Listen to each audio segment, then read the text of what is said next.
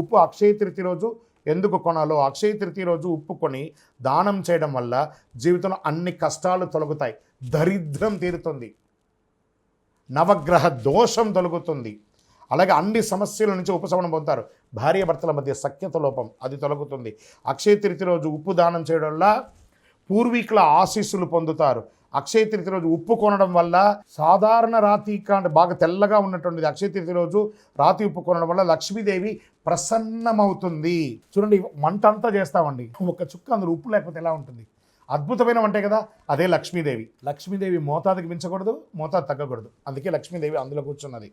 అక్షయ తృతీయ రోజు కొన్న ఉప్పును ఇంటిలో నీళ్ళలో ఒక చుక్క వేసి ఇల్లంతా తుడవండి, నెగిటివ్ వైబ్స్ పోతుంది. చిన్నపిల్లలు ఉన్న రూమ్లో ఒక గ్లాసులో పెట్టండి, మీ బాత్రూమ్స్లో కూడా ఒక గ్లాసులో పెట్టండి. మీరు సంపాదించే ప్రతి డబ్బుని ఒక మట్టి మూకుడులో ఉప్పు వేసి అందులో ఆ రోజు డబ్బుని అలా పెట్టి మరుసటి రోజు బీరువాలో పెట్టండి, చాలా నిలవ ఉంటుంది. ప్రయత్నం చేసి చూడండి. ఇలా ఎన్నో చెప్పుకుంటూ పోవచ్చు. అక్షయ తృతీయ రోజు, అక్షయ తృతీయ రోజు మీ మనసుకి ఏది నచ్చితే అలా చేయండి. ఆరోగ్యంగా ఉండండి, సంతోషంగా ఉండండి.